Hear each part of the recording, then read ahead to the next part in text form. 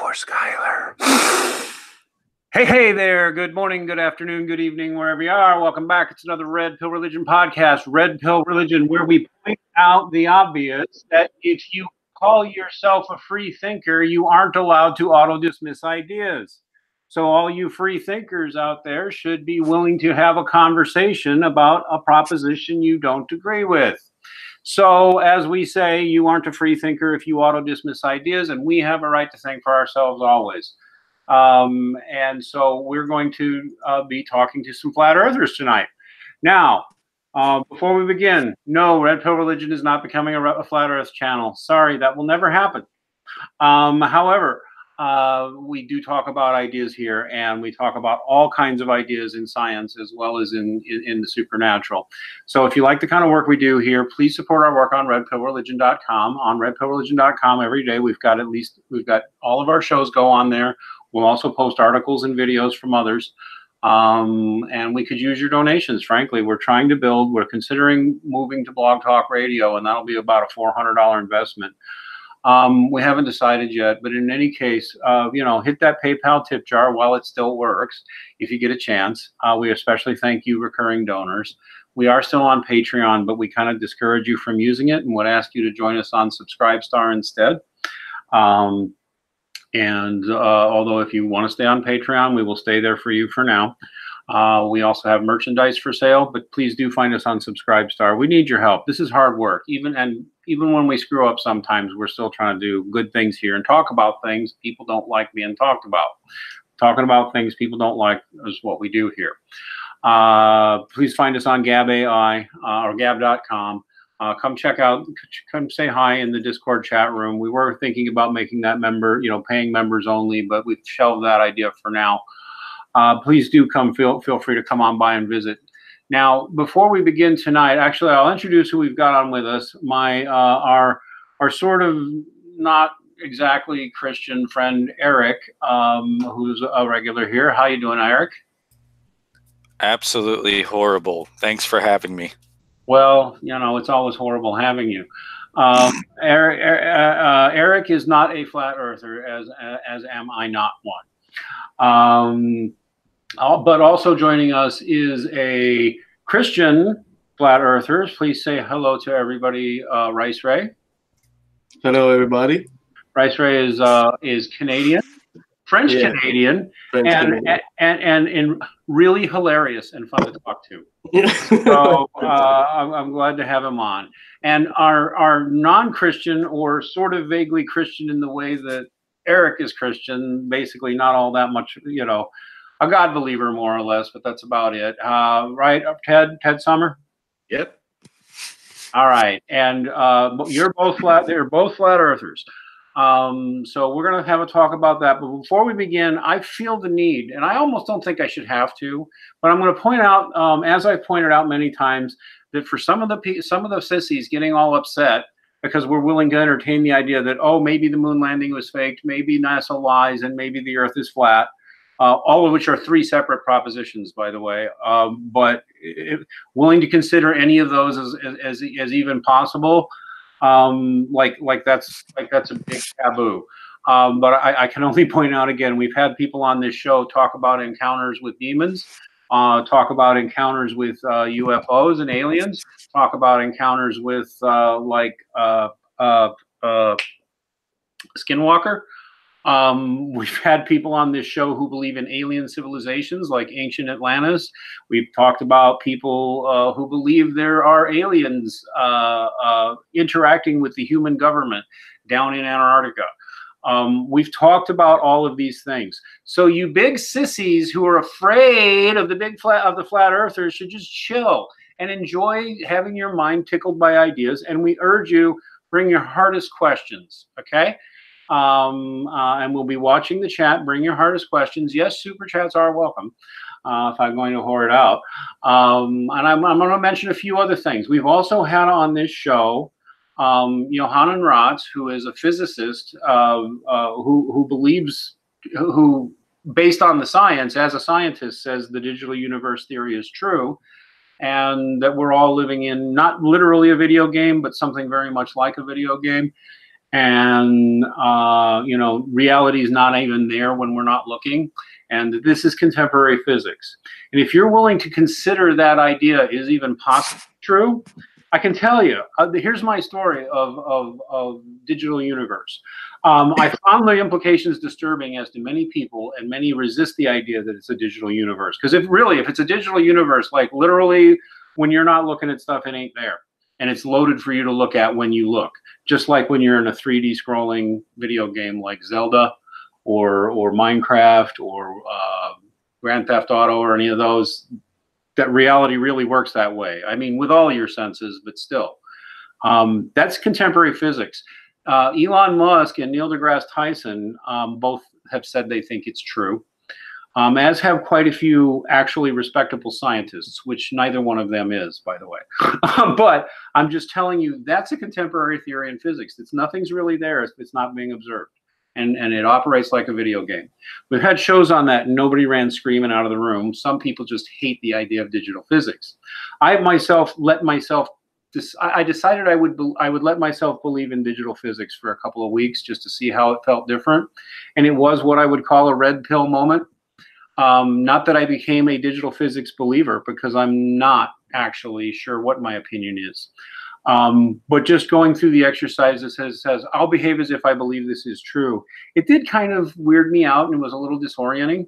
And then pretty soon it was like, no, reality still works the same way either way, as far as practical experience. And I moved on. I don't have to have a position on digital physics. It's provocative and possibly true. That's all I have to say. I know, Eric, you're a big fan of something called Electric Universe, right? Correct. Now we don't, I want to do a show on Electric Universe with you, and you say some, bigwigs who are actually people with degrees and crap, who are into Electric Universe. So you try and give me a show to round up someone for a show on that sometime. Got you, fam. And then can you give us the 2-minute overview of Electric Universe, please? No. Okay, you have no more than 4 or 5 minutes. Go ahead. Okay, well, basic idea. Yeah, but the basic idea of the Electric Universe is that gravity is bullshit and it's actually electromagnetism that holds everything together. That is literally the basic premise of the theory. Okay, and that basically electricity is a force almost that drives the universe, right? Isn't that what it gets down to? Mm-hmm. Yeah. Which is not actually that weirdly. That goes into the elaborate theories of Nikola Tesla, the supposedly mad genius. But like, people are building his stuff, using his stuff, including some of his experimental stuff they're building today. They're like rebuilding some of his lost stuff, and so this is serious and this is weird, because if you listen to Tesla talk, it's all basically electricity, and we're frequent. Basically, I think he believed that our conscious minds were just, frequencies within the electricity that runs the universe, that is the universe. Yeah, there's a lot of flat earthers who go that route also, because gravity, obviously, as Eric said, doesn't work with the flat earth also. So okay, I've heard that so the flat earth in conjunction, right? That's going to move us right in, but let me kind of finish my wind up. We consider ideas here. And so if anybody wants to wig out because we're talking about flat earth, get over yourself. Have fun. Pretend it's true for a week. See how it feels. Personally, that's what I've done with other weird ideas. I'm just going to pretend I think it's true and take it seriously for a bit. And then I'll reevaluate and say, do I really, it's an interesting thought experiment. And I would see there's no reason to denounce people for having odd ideas. I'm getting sick of that. I will also give one more thing to preview this, which is that everybody, with a certain number of people, the big objection they have is going to be over NASA and the moon landing and the satellites. And I would rather not go into that too much, except to say that to bother with the flat earth theory at all, you have to believe NASA lies about everything. We are not going to defend that proposition tonight. So if you're getting angry and you're saying NASA wouldn't lie, Buzz Aldrin and Neil Armstrong are heroes, blah, blah, pretend we're in a universe where it's true and just chill out. You don't have to believe it. Suspend your disbelief. Pretend you're listening to a science fiction or fantasy film. Let's just do that. But I will say that as someone who's been a NASA fan and admirer for a long time, your best guy to go to if you want to really consider whether or not NASA lies about things is probably Bart Sabro. I've got him. I'm showing his YouTube channel. Really, I just recommend searching for the title, A Funny Thing Happened on the Way to the Moon. And when you search for that, you will find Bart Sabro's channel. I suggest you subscribe to it if you're at all interested in things like this, because Bart Sabro is the guy that Buzz Aldrin punched in the face. And he's got a lot of material. And think whatever you want about Bart Sabro, go look at it. And some of what he's got it's noticeable that skeptics who do debunkings almost never directly address the most salient points that Bart Sabro makes and the most damning footage he's got. And then you go look and make whatever decision you want. But non-crazy people think it's possible to have faked the moon landing. Okay, they may be wrong, but they're not crazy and they're not evil. So go look that guy's stuff up. Now, finally, let's talk us some flat Earth. And I'm going to start with Ted, since you're the non-religious guy. And you're really not a Bible guy at all, right? Not too much. I mean, I understand like the points presented in the Bible about flat Earth and all that. Yeah, but I mean, flat earthers like you will usually point out that similar cosmologies are found in other world religions too. Yeah. And it depends on what, people will object is a literal reading. Okay, but it's not unique to the Bible. So and I take it you more or less are convinced that the Earth is flat, right? Yeah. Okay. So what got you here? Maybe that's an interesting place to start. What made you start thinking it? I know what made me think. Well, for like the last 13, 14 years, I've just been like slowly going down the rabbit hole of various things, like Horus, 9/11, chemtrails, vaccines, this and that, yada yada yada. Then about a little over 3 years ago, a buddy of mine, he sent me a video. He told me, watch 15 minutes of it, check it out, see what's going on about it, and tell me what you think. I'm like, okay, whatever. I'm like, I don't really care too much. But it was like some flat Earth video. I'm like, a lot of stuff made sense. It just drove me to like a buttload of questions, trying to wrap my mind around everything, trying to see like. Well, I was just asking maybe more along the lines of, okay, what was the moment like in your searching where you said, you know what, I think maybe the Earth is fucking flat? Oh, that would have been about 2 years ago. It was with the then girlfriend, whatever. We were flying to Vegas. I mean, I already looked into like flat Earth for a bit and stuff, but it's like I didn't really like take it all in until we were like, leveling out on our plane. And I'm looking out to the left because I had the window seat. Lucky me. See the sun coming up, like get into view, and I know it's just like really like I don't know, just seeing a flat horizon, seeing the sun, and like holy crap! I mean, I grabbed some great pictures of that too, but it just kind of like everything just like all of a sudden just like clicked on me because I've been flying for years since my dad worked for the airline, so I've always been flying, so I never really paid attention to it about There are pilots who are flat earthers, including closet flat earthers flying for the military and places like that. Yeah. Oh yeah, even commercial ones. But unfortunately, some of them get grounded for that. We're talking about flat Earth as well now too. I'm like, it's like if it's such an easy debunkable conspiracy theory to some, it's like, then why are they like revolting in such a manner that they'll ground the people that are responsible for taking hundreds of people all over the world or whatever the heck, and like okay, so all right, so it was more of a personal experience and looking. It's kind of personal experience, and then just like having like all the thoughts just kind of like with the way the sun appeared across the horizon. I can get everything just kind of like I just saw it kind of just clicked in my head. Like my brain was like fighting for a while. Then I'm like, holy shit, I guess it is flat. Okay, and Rice Ray, question for you. You're the more serious. You're a serious Christian, and so I mean, was that where you started, where you concluded it was flat, or how'd it go with you? Yeah, I was already a Bible believing Christian. Like I knew evolution was a lie, Big Bang was a lie, and all of that bullshit was a lie. Millions of years, that was a lie.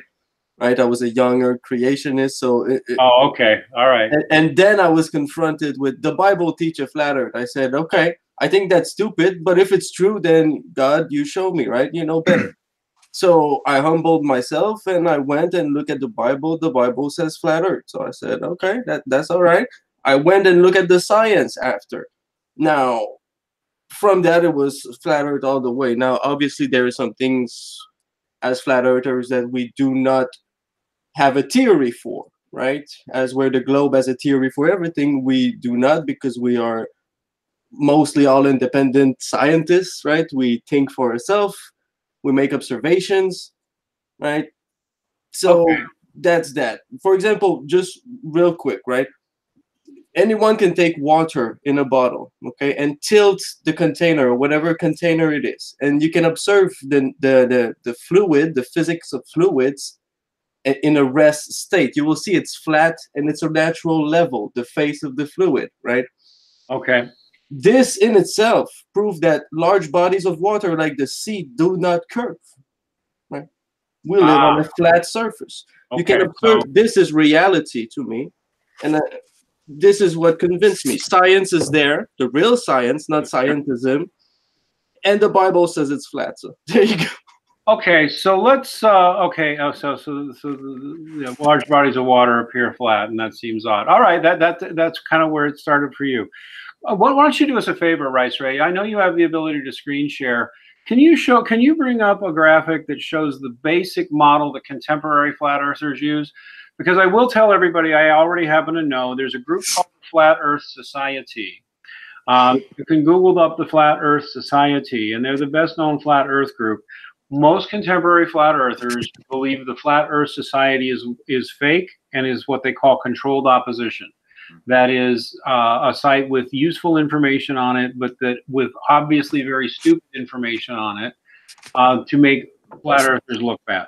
Like the Flat Earth Society says that the Earth is flat and is also constantly accelerating upwards at 1g through space, and that's so ludicrous. How could you not laugh at that? That is not what flat earthers believe. Most contemporary flat earthers believe. So can you bring us up a map? There we go. He's showing us what actual contemporary flat earthers believe. Number one, I'll actually even give this as a summary because I can understand it. Yeah, go ahead. There is no outer space. There's no such thing. Although there are some dissenters on that. For the most part, there's no such thing as outer space. There is no such thing as gravity either. Gravity does not exist as a force or as much of anything else except, visible observation. The belief is that is typically that we are under a dome, and that the North Pole is is actually at the center of the disk. Could you bring that back up for me, brother? That's good. That's that the North Pole is at the center of the disk, and that what we call the South Pole, Antarctica, is not a pole at all. The South Pole is an ice wall. It's a barrier holding the oceans in, which is why contemporary flat earthers will also get annoyed when you talk about or look at illustrations of, the sea spilling out into space or whatever. There is no space, and the water is being held in by this barrier called Antarctica. They will note that if you take this particular, if you take a flat Earth map and wrap it around an orange, wrap it around the ball, you will get a globe, and that wall surrounding it turns into what we have been shown is the shape of the continent of Antarctica. So when you unwrap a globe and leave the North Pole in the middle, you have the flat Earth model already. Now, there's some, disagreements within the cosmology. Some dispute the dome conclusion. Some believe in something like an infinite flat Earth. So, like on the other side of Antarctica, there are other continents and other places on the infinite plane of the flat Earth. It's an infinite plane. or a much larger plane if it's not infinite. And, you know, if you think about it, that's not particularly weirder than thinking it's all infinite, empty, whatever. It's kind of provocative, actually, to think that on the other side of Antarctica, there's a bunch of other continents and seas and things to explore. I kind of like that idea. I'd like to read that as a science fiction story. But anyway, most of them believe we're under a dome, and that the dome, you will hit the dome, you go far enough in Antarctica. You will run into the dome. They also believe if you go high enough, you will run into the dome. And finally, I think before we start entertaining questions, I haven't been looking at the chat, but if you have questions, flag me. And yes, of course, super chats will always be entertained. But try and flag the Red Pill Religion account, and we'll look for questions. But they believe that the sun and the moon orbit. They don't quote unquote orbit. They spin around us like in a disk. They're much smaller and much closer than we've been told. They're both exactly the same size, and they run in circles over us. They do not go over us, you know, around us that way. So that's their cosmology. Now, Eric, did you have any questions to start with? Yeah, so this isn't my question per se, but I know it's a common one that gets brought up a lot for people who subscribe to the geocentric model. Answer this. Why lie about the shape of the Earth? What would lying about it accomplish? Do you want the Christian answer? Oh, any answer. Like I said, it's not my question. I Yeah, just let's start with the Christian. I want to hear yours. answer. I want to hear yours, Ray, and then I want to hear yours, Ted. So keep it short. Let's go with the Christian answer. Satan is deceiving the whole world. Okay. There you go. Now let's go for the secular, the money, the power, right? Money, power, Satan. How do I get money? How do I get money and power out of thinking, fooling you into thinking the Earth is a globe? How do I get money and power out of that, sir? Okay. First of all, you get control out of and saying you live there because of this, that, and that. There is no God. Okay. We raised you. You get a job. You do what we tell you. Right. You're just a monkey on a spinning ball. Okay. That's all you And there's nothing left to explore, and there's nothing left to do, and you know. There you go. Mind control. Control is power, right? And then you work, you pay them taxes and everything, and they poison you, whatever. Okay. They make you weak. They make you ignorant, like a pig. It's literally, okay, like a pig. They say they think you have the enlightenment of a pig. So they think that if they can fool you into believing the Earth is a spinning globe in the middle of a bunch of empty whizzing space and nothing flies off of it, then there's no God, there's no purpose, there's no meaning, ultimately, and they can convince you of almost anything else too. Exactly. After that, whatever they say, you know, scientists discovered that whatever, and there you go. Well, I've seen so many things I've seen so many things that I used to believe turn out to be lies in my 53 years, almost 53. You know, like scientists discovered that there is no gender because evolution, right? Right. We're supposed to believe there's no gender and all that. There you go. There's so I can't. Somebody thinks the Earth is flat. Well, gosh, why not? People believe all kinds of things. All right. How about you, Ted? What would your answer be to why do you think they're doing this? It's kind of in line with Rick said.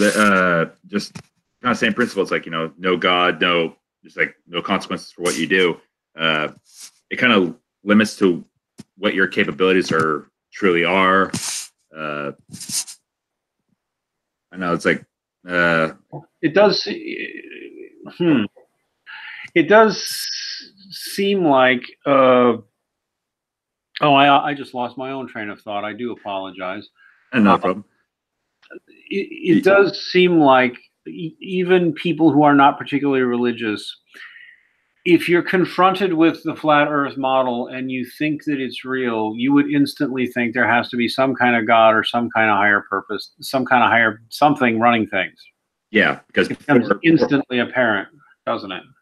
Yeah, because before flat Earth, I was like, you know, kind of basically on the edge, like, you know, atheism. There's no God, no nothing. No, you know, we evolved, this and that. But it's like when you see it, it's like if the Earth's flat, that means, you know, evolution's bunch of BS. So is Big Bang. Everything prior to this, which leads you to being, nothing can't. Well, everything can't be created from nothing. That's just, that goes against thermodynamics all of a sudden there.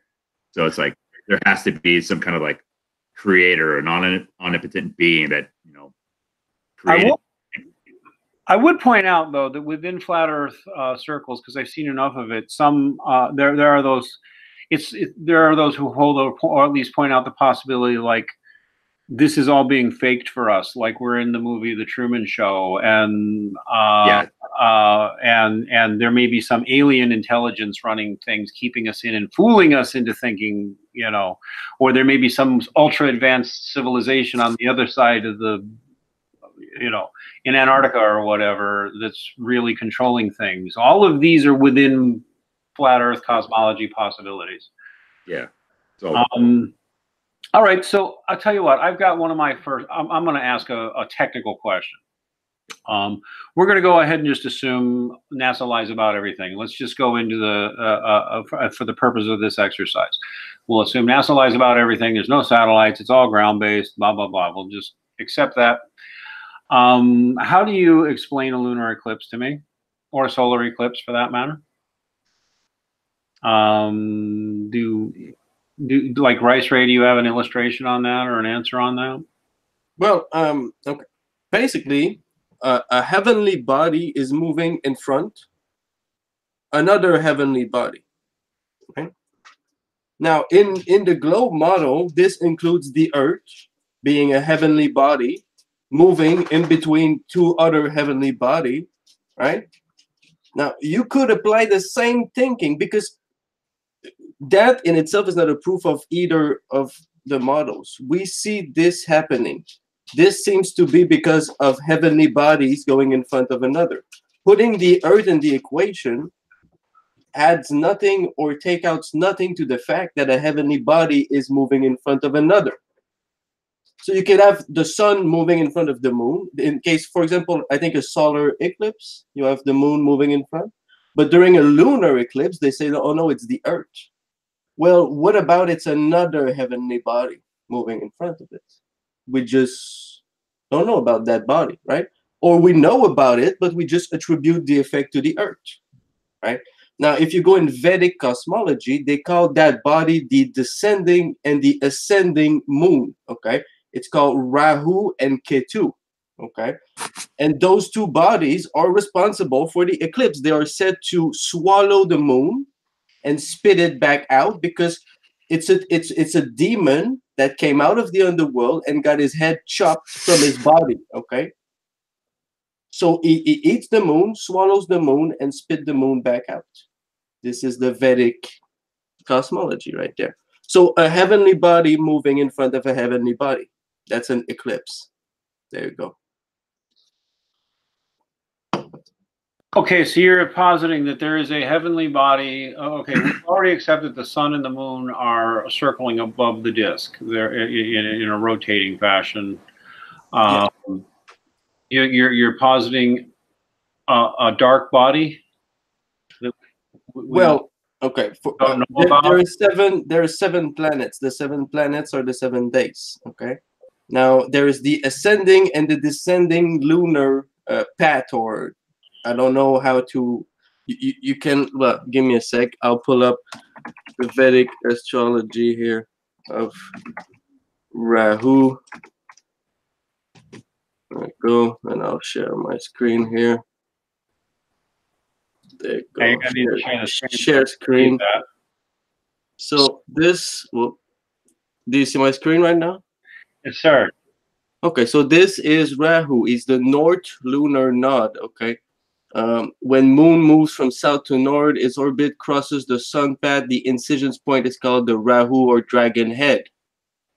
All right, give me a sec. I'll pull up something else here. Classical planets. I'll go down to the Indian. So here you have the 7 planets. The sun and the moon are planets. Okay, in the flat Earth cosmology. Mars, Mercury, Jupiter, Venus, Saturn. Then you have here Rahu and Ketu, ascending and descending lunar node. Okay, it says it's an Azura who basically he puts chaos into the lives of people, and the other part influences work on the subconscious level. Again, it's the same being, okay, who got his body chopped. His head got chopped from his body, right? Okay. But I'm still trying to figure out. So, all right. So these are bodies that. Okay. So it's basically one of the other planets, is what you're saying it is? There is 7 planets, okay? The moon is one of the 7 planets. The moon has an ascending north part and a descending south part, okay? When this happened to cross, we read it here. When the moon moves from south to north in its orbit, all right, it crosses the orbit of the sun, right? The incision point of the two is called the Rahu, or the dragon's head. Okay. Okay. It's Vedic cosmology. Again, a heavenly body moving in front, right, or across. What is the name? What is the name of this heavenly body that's passing between the Earth and the Moon? Technically, there is none. It's when you read the description, it says it's just the moon. When the moon moves a certain way, it crosses the path of the sun a certain ways. This creates an incision point, right? And they call that point Rahu or Ketu, depending on if it's ascending or descending. Okay. See here. Okay. I don't know that I really understand the answer, but okay. I will refer the people to go and look into the Vedic astrology, the Rahu and Ketu, and here you go. It's classical planets. Go look into the classical planets Indian astrology. Okay. Right. I don't know if you know anything. Do you have any info on this, Ted? Because I'm like, I guess I'm getting it clearly. Like, is something going between the moon and the Earth? Is the moon doing something? What? Telling me the names of these mythical gods doesn't do anything. Yeah, I know. What's getting in the way here? For me, it's like on the conclusion, huh? Yeah, like on the scientific aspect of things, it's more like during the solar eclipse, like during the Great North American solar eclipse we had a couple years ago, and it had how they show the shadows and everything. It showed that the shadow of the moon cast like a 70-mile wide diameter across the United States. I'm like, okay, can anyone ever explain how a heavenly body or whatever, the moon, like over 1,000 miles in diameter, have its shadow be like 3% of the actual size of the body being casted onto the Earth somehow magically, and going also the opposite direction of way it normally rotates around us, going from west to east versus east to west as we perceive it every night. And then you go with the lunar eclipse. Then we have the issues with the documented times that both the sun and the moon have been above the horizon. So I can say that on what we think of as a solar eclipse, when the moon, when the moon gets between the Earth and the sun, I've seen I've even seen illustrations. I can't find one now. I thought maybe you guys would have one, but that's okay.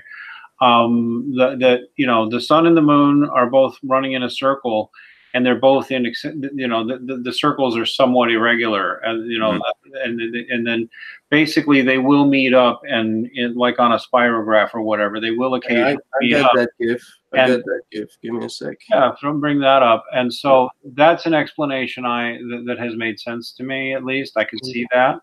Mm-hmm. So yeah, if you got that GIF, bring it up. That basically they're both going in different spiral circles, basically. Yeah. They're both going in slightly different spirals. And they once in a while will cross each other. And then we'll just continue on.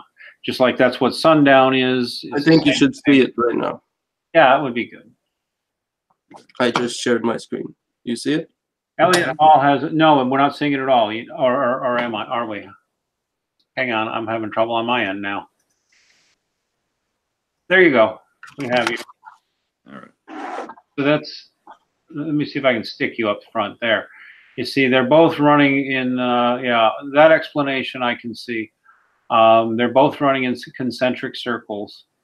This is spiral circles that are, you know, only loosely intertwined, and then they occasionally meet, and the moon winds up getting in the way of the sun. My question is a harder question, and I haven't seen answered, as that's the lunar eclipse, when allegedly the Earth, the moon, I'm sorry, well, yeah, the Earth gets in the way of the moon and blocks the sunlight from the moon.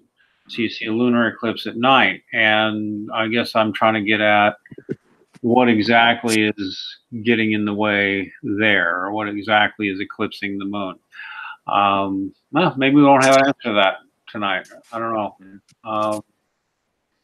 know. Another common question is why does stuff appear over horizon? Why does stuff appear over the horizon? Or, you know, like if you look at things on the horizon, boats tend to fall to where you don't see the bottom. You know, any illustrations on that, Ray, on how the horizon effects works? Well, yeah, there's a lot going on with what we see over the water. First of all, in some days you can see way further than some other day. Okay, that's the first point here that is to be made. For example, some days you can zoom back things after they're completely gone from the horizon. I'm gonna share my screen again. Give me a sec. There you go. For example, like this, right? You should see here. Yeah. Now, there's a lot of observation that you can see on YouTube that people, for example, one that just kills the globe, in my opinion, is an infrared observation made by Ranty Flat Earth, okay? And it's 123 miles in infrared long distance observation. Yeah, just social media. There's the famous Lake Michigan observation, 50 miles across Lake Michigan. Give me a second here. I should have that in here somewhere. There you go. This is the Lake Michigan observation. This is one of many. I don't think this is the original, but this is 50 miles across. Now, some people say, oh, you're missing bottom of the city. Yes, but this is not due to curvature, because according to curvature, the whole thing should be hidden. Then they say, yeah, but light refraction is putting, so they believe that the whole city is hidden, but the refraction is causing all of this to appear there, but it's not there, according to the globe, which in my opinion is madness. The observation is there. Again, infrareds can see further than this, right? Okay. Yeah, this is the thing. Whenever I see a flat Earth debunked video, they seem not to do a very good job, because, yeah, if things do tend to disappear into the horizon, but you're talking about people who've made photographs that go far too far, and I know I can't find it at the moment, but I'll show you this. Look at this GIF right now, okay? This man is not going beyond the curvature of the football field. This football field is flat. Kids play on a flat field. And his feet are slowly disappearing. They don't play king of the hill. They play football. Now, I've had some Globers tell me, no, the field is curved. I said, well, then you go and you replicate the observation with a flat field, and you'll see it's flat. Okay, you see the straight there to sit. It's not like a kid who made that. It's flat. It's a level playing field. This guy, yeah, this can be demonstrated in a whole bunch of things, and you can see it for yourself. As stuff goes toward the horizon, toward the vanishing point, stuff at the very bottom tends to slowly disappear, no matter what the distance of horizon or whatever you're doing. If you have water in the air acting as a lens, like the gift I'm showing right now, you lose part of the city, because water is acting as a magnifying glass, okay, bringing things up and magnifying them, right? You can put a pen in a glass of water. You will see the effect. It will chop the pen. I think it's bringing it down and magnifying it. I got another GIF showing that. It's actually you can see that. I can see what you're saying there. here is I've how seen the this sun demonstration before too. Yeah. how the sun goes away on a flat surface. It just goes away on a flat surface, yet it appears to set. Right. That's a pretty good gift too, because he's doing it in two And directions. then you see the water there, right? At the end, you see the water in the pen in the glass.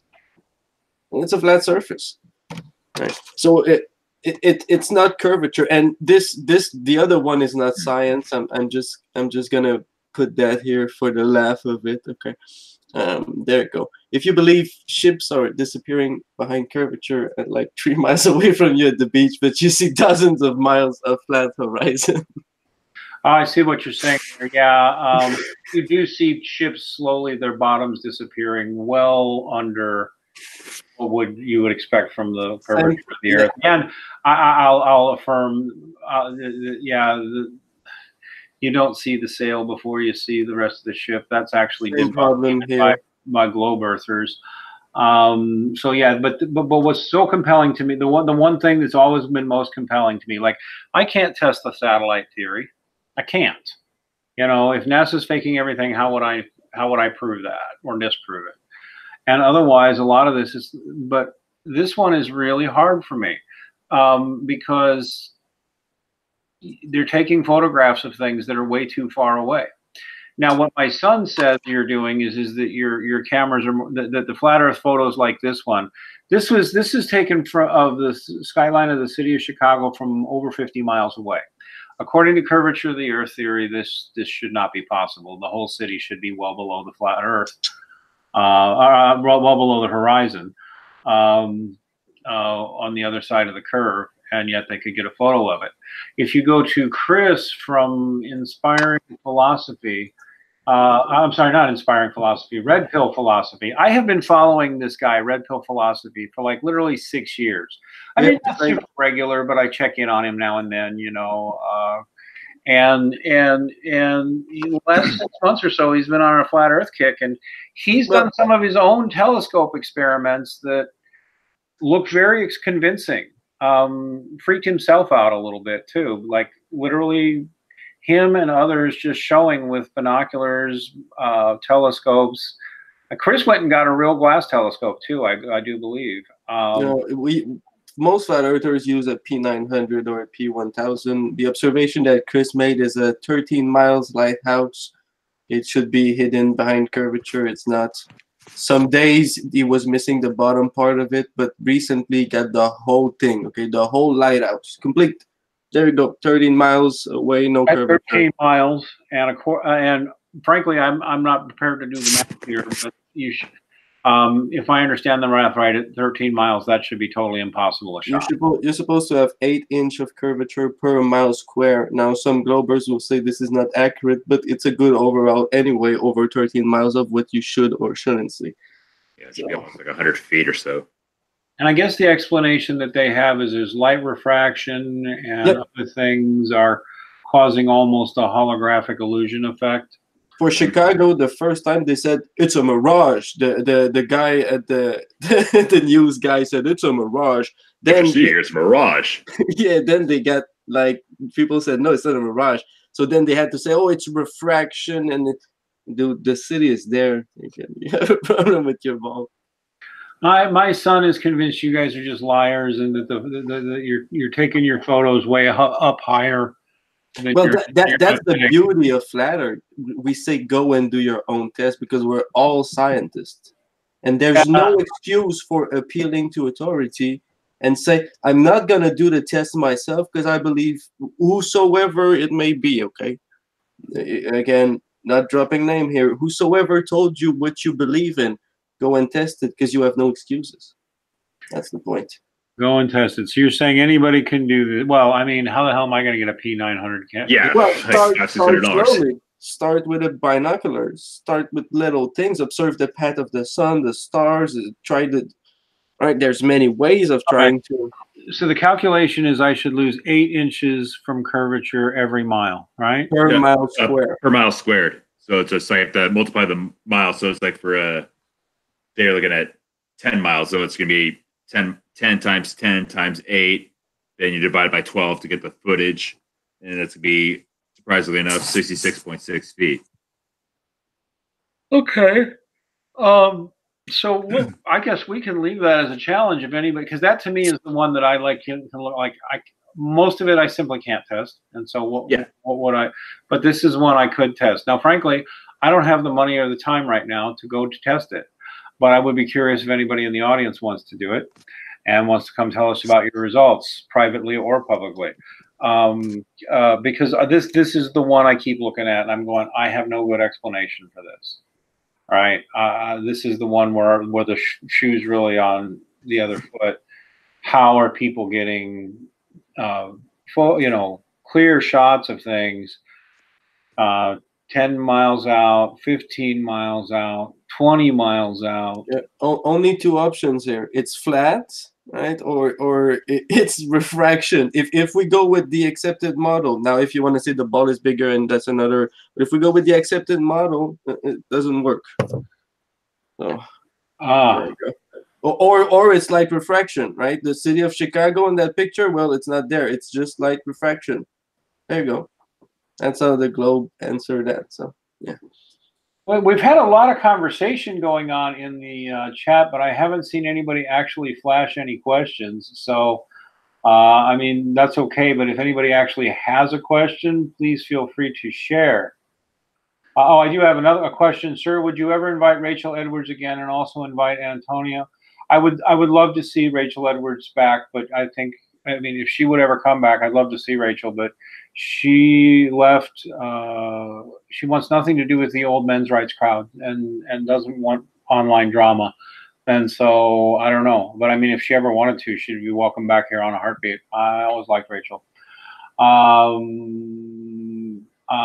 Any of the other people, he says, would you invite Antonio Fletcher, G-Man, Vigilant Christian, and Based Mama? If you'll invite them for me, I'll have them on, probably. That'll be true in general. Anybody wants to see me do a show on something, you have to do the legwork. You want me to talk to somebody like Based Mama, then come to me and say, I've contacted Based Mama, and she says she'd talk to you, because I can't chase every guest. We see a lot of people talking about Galileo and Jesuits. Okay, blah, blah, blah. We should do a whole show sometime on Jesuits and why I, as a Catholic, say Jesuits can be dangerous, but they're not the source of every evil. And you can still be Catholic. Well, anyway, what's another one that comes? Let me ask you this, Ted. What would you say that when you say you mentioned it to family and friends, right? I mean, yeah. I mean, I posted stuff. I mean, it was like a year and a half ago. I posted on Facebook. Like, sorry, the Earth is flat and stationary, and I got just swamped with the. I mean, I was lucky. I made like a lot of flat Earth friends, and we had like the big Seattle flat Earth meetup back a couple years ago in August. So, it made me not feel alone, which was nice. So, from there, What would you say is the most common challenge you get? People will either pretty much like one person I know would be like gravity being measurable, this and that, yada, yada, yada. You have your favorite talking head, Neil deGrasse Tyson, always talking about we don't know what it is, but we can measure it. I'm like, oh, yeah, okay. That's always great. When it's really just, it's relative density, it's buoyancy, it's the electrostatic charge of the Earth, and that help cipher the up and down. But things in air, water. I mean, like everyone talks about gravity, things fall. I'm like, okay, but what happens when you're in the ocean? You don't be screaming out, being pulled to the center of mass. No, you're floating, you're swimming, it's all relative density. It's like how your body. Yeah, and I think that's probably. I don't know if you have any illustrations for that, Ray, but it's important within the flat Earth. We mentioned cosmology. We mentioned this before, but it's worth bringing up again. In flat Earth cosmology, there is no such thing as gravity. It simply doesn't exist. Objects naturally tend to fall and to go down.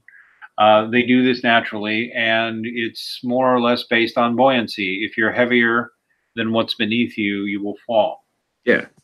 And if you're lighter than it, you will not. And there is no force called gravity. I will note that the idea that gravity is a force is not proven. I've just shared my yeah, the right purple right there. That's the one I was thinking of. Where is it? Let's see here. Right. And by the way, don't lose your mind. I'm serious, everybody. It is not proven that gravity is a force. I have known that for decades. It is nobody has demonstrated that the force of gravity exists. Isaac Newton theorized that gravity was a force and was able to do a lot of impressive mathematics that worked to suggest that it was a force. But nobody has demonstrated that it is a force. You can't order up some gravity. Supposedly, the higher something's mass is, the more gravity it has, but at the same time, it's not really measurable in ordinary objects. And it's just a theory. And before he proposed it as a theory, there were a number of theories, including the idea that objects naturally just go that way on their own and stop when something thicker than them, less buoyant than them, gets below them. And that's just how the universe operates. And there are, besides flat Earth, by the way, there are a number of alternate cosmologies which hold that there's no such thing as gravity. This is not unique to the flat earthers. In digital physics, if digital physics is true, then there's a sizable cohort who will tell you the rest of it is all just, your math works, dude, but you got, there's really no gravity. It's just a simulation. And Eric, were you saying electric universe, same way? There is no gravity? Yeah, not necessarily that there isn't any gravity. It's just that electromagnetism will be the primary force in the universe that holds everything together, including driving things like that. What were you going to say, Ray? I was going to say the thing about the math and gravity is that things fall down. This is what we can observe. Things fall down, okay? Mm-hmm. Now, this is a fact. Now, they fall down at a certain speed that we can measure. Okay? Now, with that, we can make predictions. Okay? This is what you're talking about, and the math works. Now, some people are trying to explain, well, why do things fall down? And then they come up with all kind of, quote unquote, in my opinion, silly theories, like center of mass or mass attracting mass bending space and time, all that good stuff. Okay, mm-hmm. when in reality, all they see is things falling down at a certain speed that they can measure. That's it. Why would you assume this is a force that can bend water, make balls in space, and no, things are just falling down. Why do you imagine such silly theories, in my opinion? This is how I see gravity. Okay. We got a comment sent from Set Theory saying, thanks for pointing out not all globeists believe in gravity. Yeah, no, it's simply true. This is another reason why I think some people really aren't as smart on science as they think they are. Because I spent decades studying science in a real big way in a lot of subject areas. Like I read Einstein and Einstein's own explanation of relativity. I've read Feynman. I've read quite a few other scientists and a lot of peer-reviewed papers too. And I already knew before I looked at a single flat Earth thing. I already knew the idea that gravity is a force is just a theory. It's one that people like Stephen Hawking believe very strongly because their whole careers depend on it. But it's 2019 and still to this day, nobody has proven the existence of this force called gravity. It's just that a lot of the math works. Look at what I posted. Okay, this is the theory of Einstein that space and time is like a fabric and mass is bending it. Well, every test in reality to reproduce that ends up in everything crashing together at the center. So then they have to postulate that, oh yeah, on Earth it doesn't work, but in space there's a force. There's something called dark matter.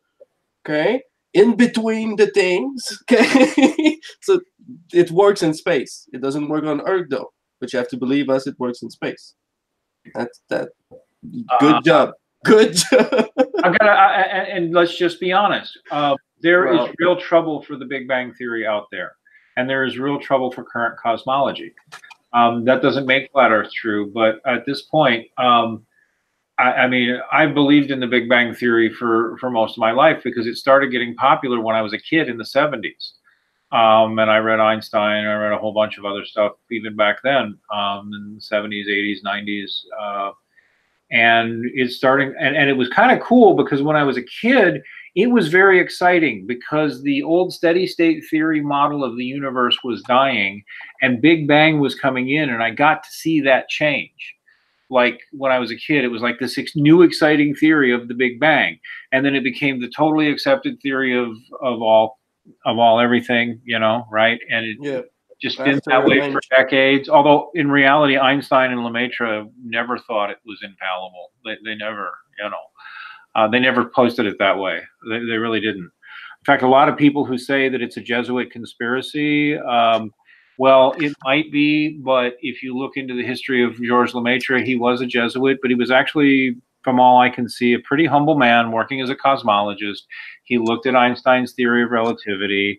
He said, if this is true, the universe had to have a beginning because the Bible says so. So I'm going to calculate it and look for it. And he published a theory. And in Lemaitre's case, he never claimed, he always said it's just a theory. Some people, and including at least once the Pope, tried to say this has to be proof of God, and Lemaitre himself said, no, you can't use this theory as proof of anything at all, because it's just a theory. And if relativity is wrong, this theory is wrong. So this theory isn't anything except, you know, this is what I worked out, that if relativity is true, this is true. He never tried to take it past that. Just for people who don't know that, you hear about these Jesuit conspiracies. I don't think Lemaitre was part of a bigger grand thing. I just, because the Jesuits are a large order, very large. And so there's bad Jesuits, there's good Jesuits, there's neutral Jesuits. It's so that's a bit of a diversion there. But for anybody who's wondering, the fact that the guy who formulated the Big Bang Theory is a Jesuit isn't necessarily sinister, because he wasn't that sinister, from what I could see. Huh? If I can say, the Bible says in 2 Thessalonians 2 that God shall send them strong delusion that they shall believe a lie. Okay, so when I see something like that, and Jesuits are responsible for education, starting education in like the things where Quebec, right, and the Freemason in Texas, and all of this it's all the same group of people starting education, pushing the globe, pushing those things. God says in the last days he will send a strong delusion.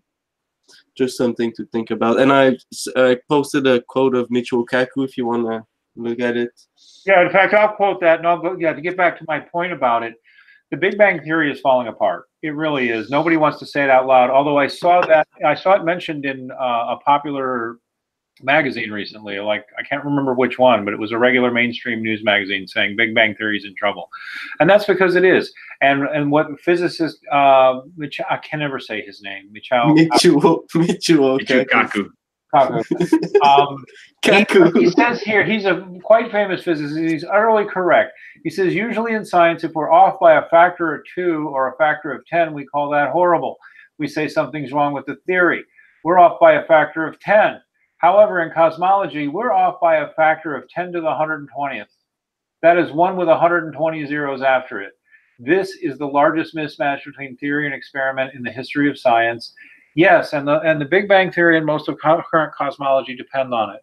One of the biggest things, and believe me, I've believed in this stuff most of my life and studied it, and read all the best, including Hawking, you know, and the big hole is they started noticing a couple decades ago that the models don't work unless there's more mass in the universe than we think. So they theorized the existence of something called dark matter, and nobody has proven the existence of dark matter at all. It's just they're calling it dark matter because nobody can see it. So they assume that it's just invisible out there in the blackness of space, but it's there somehow. And this dark matter is generating enough gravity to hold the universe together, the current models together. And the thing is, they keep making more discoveries where they have to assume more and more dark matter. Yeah. You want to make the problem simple? Look, I just Googled Stephen Hawking. Okay, look at what his job was. He was a theoretical physicist. So no experiment. All he do is theorize all day, and he was doing that job at the Center for Theoretical Cosmology. All they do is theorize. They make hypotheses and theories. In fact, literally, I mean, you read Hawking himself. He doesn't do any experimental work at all. He never, Exactly. This is what Kaku is describing. We have a mismatch because it works with the math, it works with the theories, but it has no relation to reality. So there you go. It's like, okay, this is thought for, food for thought. Yeah, exactly. And so there's a good chance we are going to see Big Bang fall in our lifetimes, and that people simply won't believe it anymore. And the physicists increasingly won't believe it anymore. That it's a dying, it's one of those ideas that once held reign and is now dying, which happens all the time in science. I mean, I don't know. Maybe they'll find a way to save it, but different cosmologies work. This has always been one of my favorites too. A lot of nerds talk about this one, the epicycles. Now, our flat Earth friends here probably already believe in these, but these are an ancient model of how the stars and planets. Yeah, you see the Earth at the center. You see the Earth at the center, okay? The sun, you see the dome is the outer ring. This is the dome containing the stars. You see the 12 signs of the zodiac. The 7 planets, okay, in order: Moon, Mercury, Venus. The sun is the central heaven, Mars, Jupiter, and Saturn, okay? The moon and the sun are the yin and the yang, okay? 5 of the other 5 planets are the wandering stars. They are doing those patterns. They're called retrograde motion because they are affected by the path of the sun, okay? Because they're inside the dome with the sun. Let me make a point about the epicycles, because even a lot of nerds who are into physics know about this.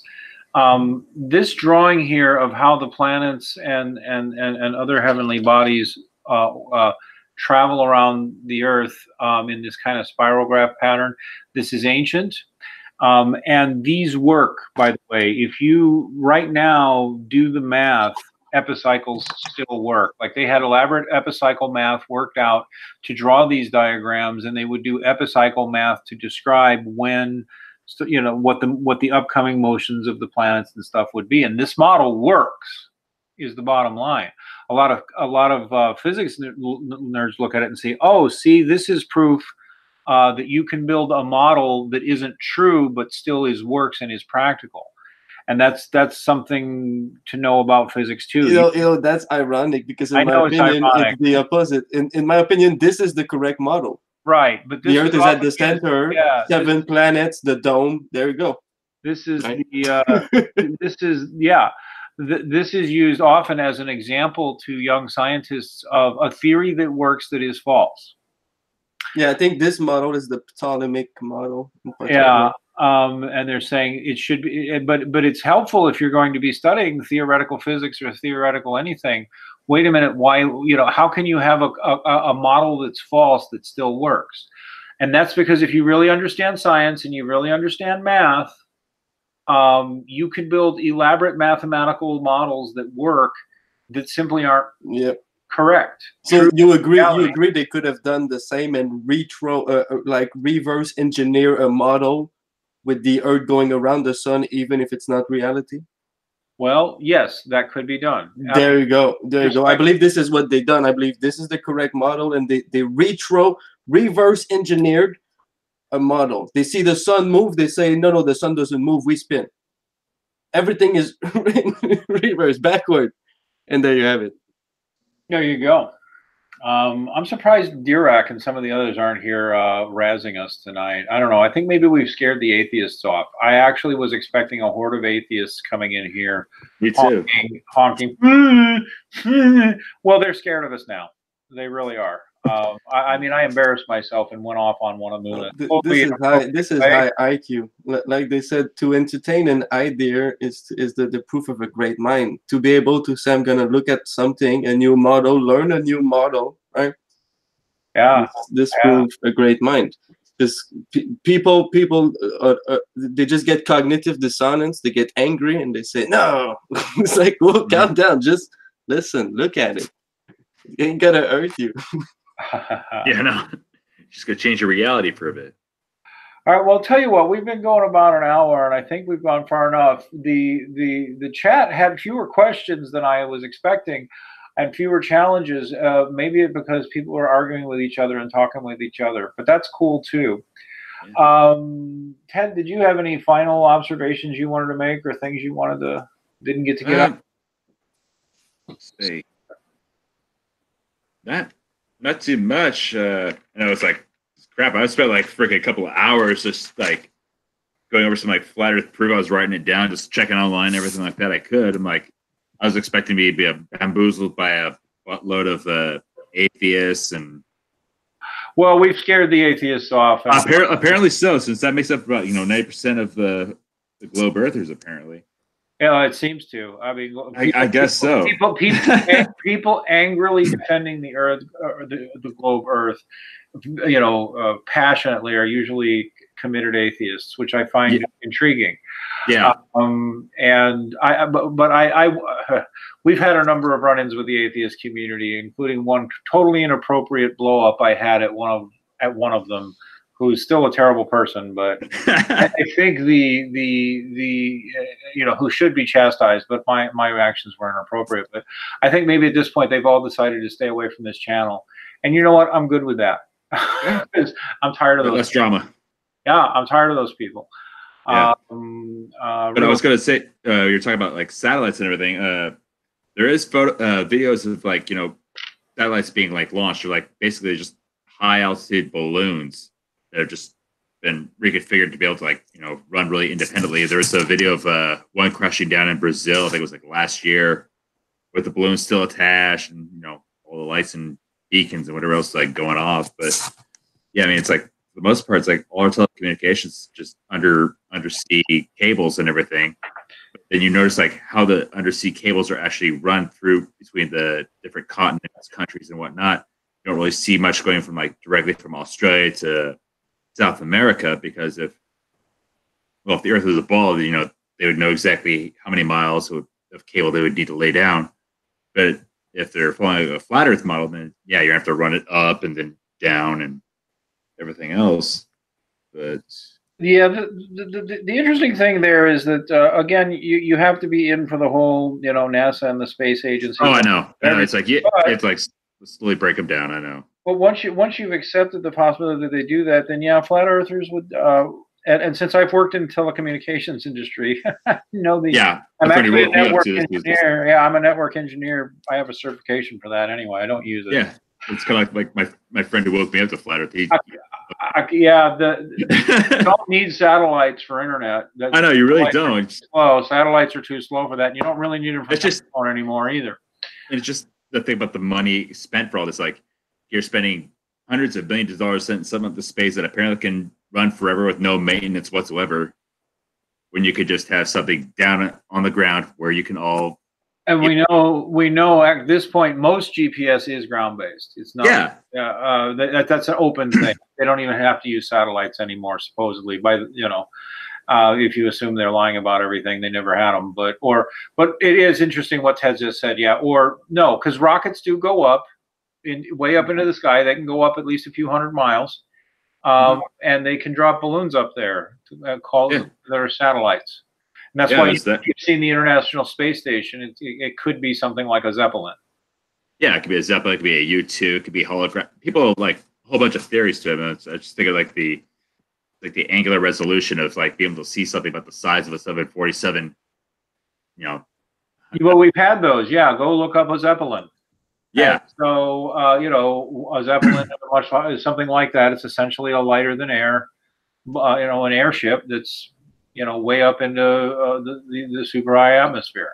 Mm-hmm. This is also one of the reasons why I say all of these flat Earth tests, there's only a few that the average person can do. I might get into the binocular thing. I'll see if anybody else in the audience wants to, because I'm busy. But I like just keeping my mind open and playing with it. The best test, Max, is water. Just take water, put it in a glass, tilt the glass, you see a natural level. Put something on your wall, you want to see if it's straight, use water. It's going to tell you if it's level. Okay. Now, people are going to say, no, there's a force, gravity. Yeah, there you go. Show me that force. defeating my reality right there. Well, talk about atheists believing in things for which there is no material proof. There's no material proof for gravity. There just isn't. And that's not a flat Earth observation either. That's a physics observation, period. It's like, let's fill a bathtub with water, it's flat. Let's fill a pool with water, it's flat. Let's fill a lake with water, it's flat. Let's fill an ocean with water, it's flat. Live on a flat plane. Water is flat and level. It's called sea level. There you go. This is reality 101. All right. Well, this has been a lot of fun. And like I said, Yes. we're turning into a flat Earth channel. Sorry. No problem. But you know, we're probably going to start talking to young Earth creationists a little more too. Why not? We've always been kind of hostile to that, but I am tired of making fun of people for having odd ideas. I'm just tired of doing it. If you've seen ghost stories, I want to hear your ghost story.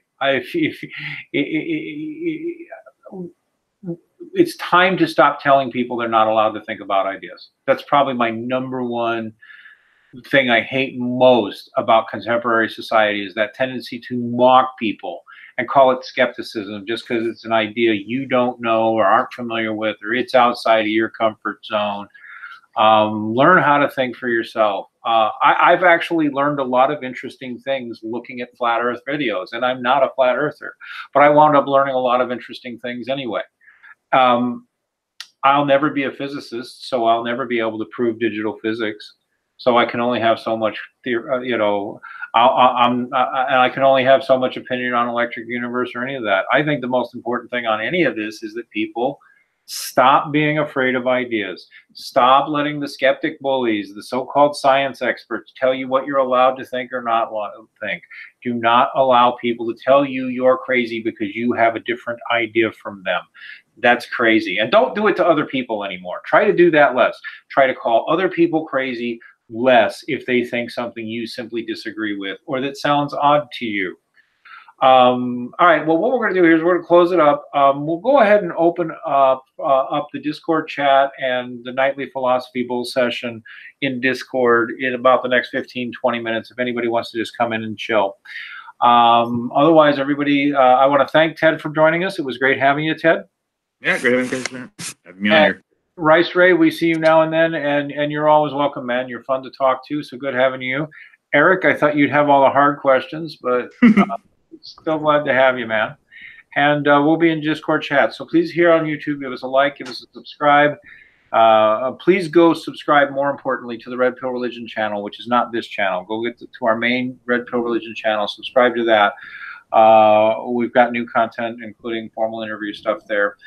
Check us out on redpillreligion.com. Hit the tip jar, hit the donations, buy some merch. And God bless everybody.